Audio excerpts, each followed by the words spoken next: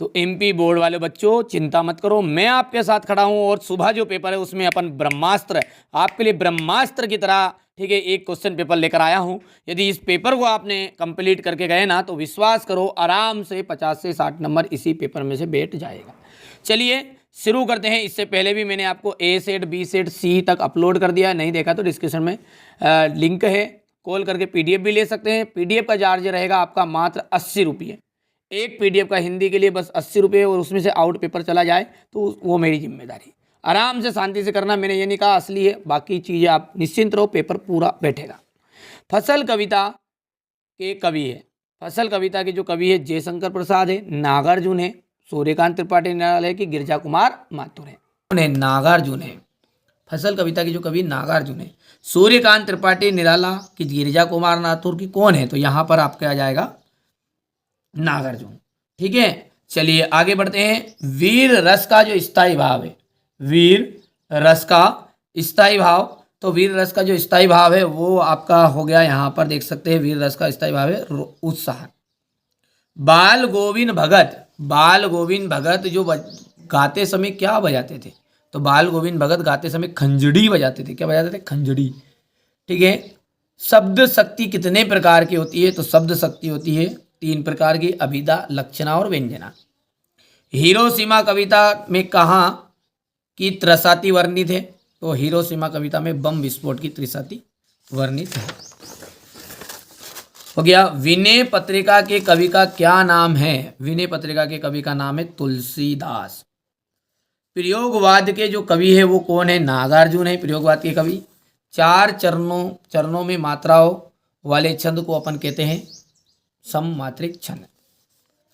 ठीक है। लेखक स्वयं प्रकाश का जन्म इंदौर के एमपी में हुआ था। कहाँ हुआ था? लेखक स्वयं प्रकाश का जो जन्म है वो इंदौर के एमपी में हुआ था। वर्षा के जो गीत है, वर्षा के गीत है जो तत्पुरुष समास है। ठीक है। और ईद का चांद होना एक प्रसिद्ध मुहावरा है। संचारी भावों की संख्या कितनी है? 33 है। चलिए सत्य और असत्य है। फसल कविता के कवि सूर्यकांत त्रिपाठी निराला है। फसल जो कविता है नागार्जुन की है। किन की है? फसल कविता है नागार्जुन। और ये आपके सूर्यकांत त्रिपाठी निराला की मैंने स्टार्ट में बताई है कि उत्साह और अट नहीं रही है। तो महाकाव्य के 2 सर्ग होते हैं, महाकाव्य में होते बेटा 8 या उससे अधिक। तो ये आपका असत्य हो गया है, क्योंकि अपन कोई पूछ ले महाकाव्य में कितने सर्ग होते हैं? 8 या 8 से अधिक। दीपदान एक प्रसिद्ध ऐतिहासिक एकांकी है। दीपदान क्या है? कि प्रसिद्ध ऐतिहासिक एकांकी है, तो सत्य रहेगा। जिन शब्दों के कई अर्थ होते हैं वे एक अनेकार्थी शब्द होते हैं। जिन शब्दों के कई अर्थ होते हैं वे अनेकार्थी शब्द होते हैं, तो सत्य हो जाएगा ये। किसी बुद्धिस्ट के मरने पर रंगीन पताकाएं फहराई जाती है। कोई बुद्धिस्ट मरेगा तो उसको मरने पर रंगीन पताकाएं फहराई जाएगी, तो ये आपका हो जाएगा असत्य। कौन सी फहराई जाती है? श्वेत। मेरे ढोलनो सुन मेरे प्यार की धुन, मेरे ढोलनो ये जीवन जितनी। चलिए अगला है आपका फसल ऋतुराज की कविता है, तो ये आपका यहाँ पर हो जाएगा असत्य, नागार्जुन की।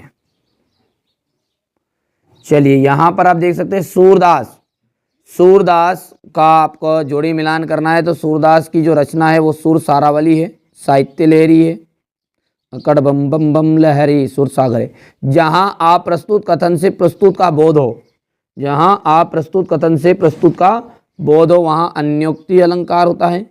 भिक्षु के पत्र, किसके पत्र? भिक्षु के पत्र। भिक्षु के जो पत्र है इसका रचनाकार है भदंत आनंद कौशल्यान। अंधे की लाठी कहा जाएगा एकमात्र सहारा। आटे की गोलियां मछलियों के लिए। और छठा है तुम्हारी दंतुरित मुस्कान मृतक में भी डाल देगी जान, मृतक में भी डाल देगी जान। तो ये आपको हो गया छठा, हो गया। अब है एक वाक्य में उत्तर। श्री कृष्ण ने किसकी मर्यादा का पालन नहीं किया? प्रेम की। अर्ध सम्मात्रिक छंद क्या है? अर्ध सम्मात्रिक छंद है जिसके पहले और तीसरे एवं दूसरे और चौथे चरण समान होते। तो लिख देता हूं थोड़ा समय पहले इसको, हो गया। तो यहाँ पर देख सकते हैं अर्ध सम्मात्रिक छंद की परिभाषा मैंने लिख दी है कि पहले और तीसरे चरण में समान मात्रा होगी और दूसरे और चौथे चरण में समान मात्रा होगी।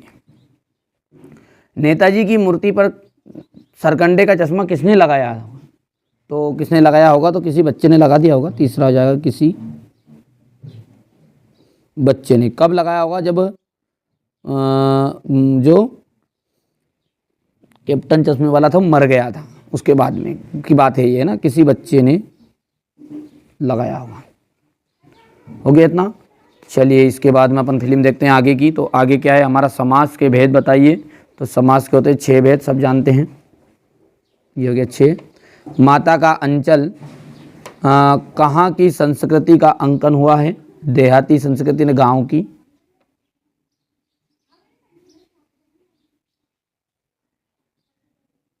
अरे लीट ने भी धोखा दे दिया पर मैं धोखा नहीं दूंगा, मैं पूरा ही वीडियो बना के छोड़ूंगा।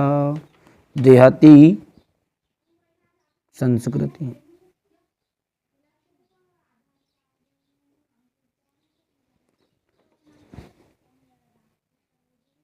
जे शंकर प्रसाद द्वारा रचित महाकाव्य का नाम बताइए। तो जे शंकर प्रसाद द्वारा रचित महाकाव्य है आपका कामायनी।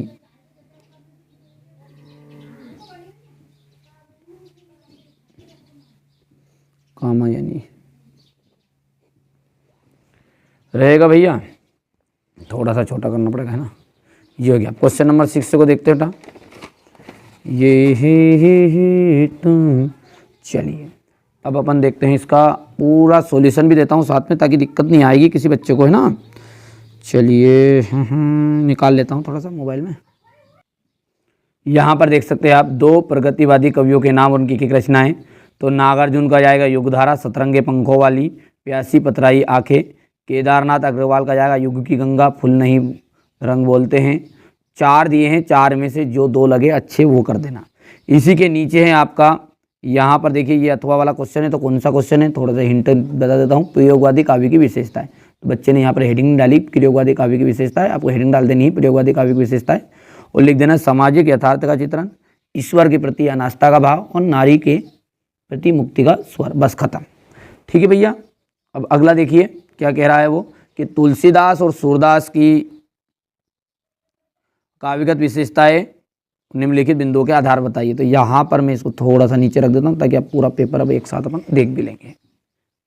बाकी पिछले सेट दिए थे ना, उसमें सूरदास का इनका ऐसे आपका हो गया है, कोई दिक्कत नहीं है, पर फिर भी अपन पूरा दे रहा हूँ इसी पे वीडियो में भी, ताकि दिक्कत नहीं आए बच्चों को। हो गया इतना। और ये भैया क्या करें इसका,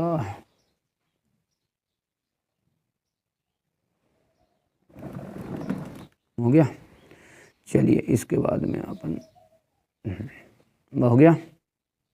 देखिए सूरदास का हो गया रचनाएं। देखिए सूरसागर, साहित्य लहरी, सुरसारावली, ये पहले भी हो चुकी, पिछले वीडियो में बता दिया मैंने। तो यहाँ पर अपन डायरेक्टली ये हो गया। तुलसीदास का ये तो अपने को यहाँ से रचनाएं, भाव पक्ष हो गया, कला पक्ष, ये कला पक्ष हो गया, साहित्य में स्थान। अभी तक आप एप्लीकेशन में ऐड नहीं हुए ना, तो एप्लीकेशन में ऐड हो जाओ, कॉल कर लो, सारे नोट्स PDF सब कुछ मिल जाएगी। ठीक है, उसके लिए आपको एप्लीकेशन में ऐड होना है, और एप्लीकेशन का नाम मात्र चार्ज रखा है मैंने, इतना तो आप ये समझ लीजिए मेरी कोचिंग फीस समझ के आप जमा कर देना। 200 रुपये मात्र, उसके पूरे नोट्स, ये हिंदी के नहीं, पूरी क्लास की बात चल रही, कुछ ज़्यादा बड़ी भारी बात नहीं है। ये देखिए आत्मकथा सुनाने के संदर्भ में अभी समय नहीं हुआ, कवि ने ऐसा क्यों कहा है। यहाँ से होली के अवसर पर प्रकृति में कौन कौन से परिवर्तन दिखाई देते हैं। ठीक है, इसमें 2-3 याद कर लेना, ज़्यादा लंबा चौड़ा नहीं करना इसको, है ना। कि ठीक है, होली के अवसर पर, ठीक है, रंगों का त्यौहार है होली। इस समय समाज बड़े हर्ष और उल्लास के भाव में रहता है। हरियाली जो होती है चरम सीमा पर होती है, पेड़ पौधों में लताएं रंग बिरंगे फूलों से लदी होती है। पॉइंट में लिख देना, 2-3 पॉइंट लिखना है, पूरा नहीं लिखना है ना, ये गलती से लिख दिया बच्चे ने बड़ा, कोई दिक्कत नहीं है। ये आप करना है कंप्लीट, छोटा कर लेना इसको भी। कुछ चीज़ें देखिए यार, आप थोड़ा सा क्या जल्दबाजी में बच्चे ने नोट से तैयार किया तो थोड़ा बड़ा कर दिया, छोटा कर सकते, कोई इशू नहीं, क्वेश्चन तो बता रहा हूँ ना। महाकाव्य किसे कहते हैं? 2 महाकाव्यों के नाम एवं रचनाकारों के नाम बताने हैं, ठीक है भैया। और इसके बाद में अन्योक्ति अलंकार की परिभाषा देख सकते हैं आप। हास्य रस है, जहाँ किसी काव्य को पढ़ने या सुनने से हंसिया जाए दांत निकल जाए अपने, तो वहाँ पे कौन सा आपका रस होता है? हास्य रस होता है। कहा बंदरिया ने बंदर से, चलो नहाएंगे गंगा, बच्चों को छोड़ेंगे घर में, होने देंगे हुड़दंगा, ठीक है। और ये शब्द गुण जो है सेठ सी जब मैंने बताया था उसमें से आपका हो गया है शब्द गुण। वैसे यहाँ पर भी है, फिर से स्क्रीनशॉट भी लगा दिया पीडीएफ में ताकि दिक्कत नहीं आए, पहले भी हो चुका है, रिपीटेड क्वेश्चन है यार, ज़्यादा कोई दिक्कत नहीं है इशू इतना। भनंद आनंद कौशल्यान है, ठीक है। ये हो गया आपका साहित्य में स्थान। यशपाल, ये रचनाएं, साहित्य भाषा शैली, साहित्य में स्थान हो गया। अब यहाँ पर अपन बात करते हैं तो ये हो जाएगा लेखक की दृष्टि से में सभ्यता और संस्कृति सही समझ अब तक क्यों नहीं बन पाई। बिस्मिल्लाह खां के व्यक्तित्व की कौन कौन सी कहानी विशेषता आपको प्रभावित किया है? बिस्मिल्लाह खां को शहनाई की मंगल ध्वनि का नायक क्यों कहा जाता है? भगत की पुत्रवधु ने अकेला क्यों नहीं छोड़ना चाहती थी? नाटक के प्रमुख तत्व और प्रमुख नाटककारों के नाम लिखिए। कहानी की परिभाषा लिखते हुए उसके तत्व लिखिएगा। हो गया इतना। यहाँ पर अपन देखते हैं, ये क्वेश्चन नंबर 16 आपका है, ये अथवा वाला है। ये आपका क्वेश्चन नंबर 17, ये क्वेश्चन नंबर 17 का अथवा। थोड़ा सा मैं डायरेक्टली बता रहा हूँ क्योंकि समय ज़्यादा आपके पास नहीं है और करना बहुत सारी चीज़ें। अनुच्छेद हो गया ये, तो अनुच्छेद को 2 हिस्से में ले लो यार, इतने में छोटे में तो कुछ भी नज़र नहीं आएगा। बाकी पीडीएफ ले लो यार, सीधी सी बात है, आप तो ना वहाँ से पढ़ो, बट एप्लीकेशन पे जुड़ो, सीधी सी बात है बस। ये हो गया इतना। ये आपका हो जाएगा यहाँ पर अथवा वाला।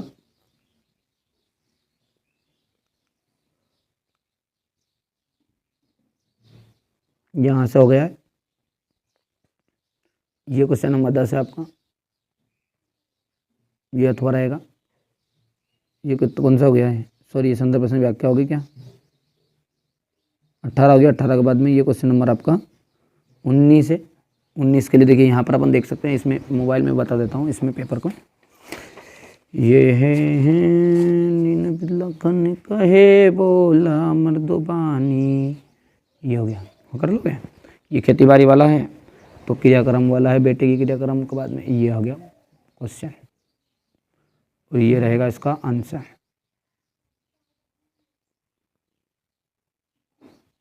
बड़ा कर दो क्या? लीजिए, ये यहाँ पर देख सकते हैं।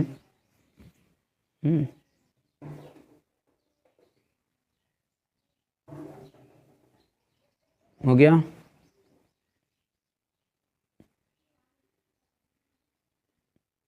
अब यहाँ पर देखिए अगला है, बेहसी लखन बोले मृदुबानी अह मनीस महाभटमानी पुनि पुनि मोह को दिखाओ कोठारू चाहत उड़ावन फूकी पुहारू। तो ये आपका जाएगा, यहाँ पर देख सकते हैं, इसके लिए ये संदर्भ हो गया,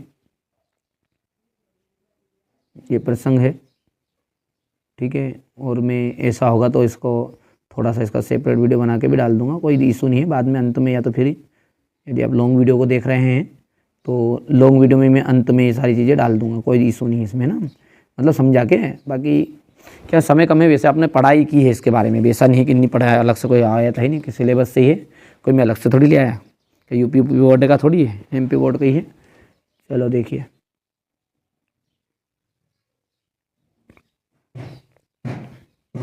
हो गया। चलिए आपटित का ध्यान से ये इसी में से उत्तर देना है। हो गया इतना, ये हो गया भैया। इसके बाद में इसके नीचे वाला जो है काव्यांश, देखो ये ध्यान से देख लीजिए, ये हो गया। यहाँ पर देखो थोड़ा सा आप ले लिया स्क्रीनशॉट, और इसके नीचे वाला ये आंसर इसका भावार्थ नहीं,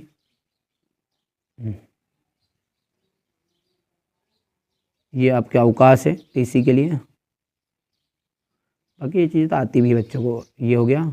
और निबंध में आपको बताइए, निबंध तो मैंने पहले भी बता दिया पिछले वीडियो में बहुत ही बात, ठीक है। तो ये आपको कर लोगे कंप्लीट, ठीक है भैया। तो ये आपका हो गया है हिंदी के लिए।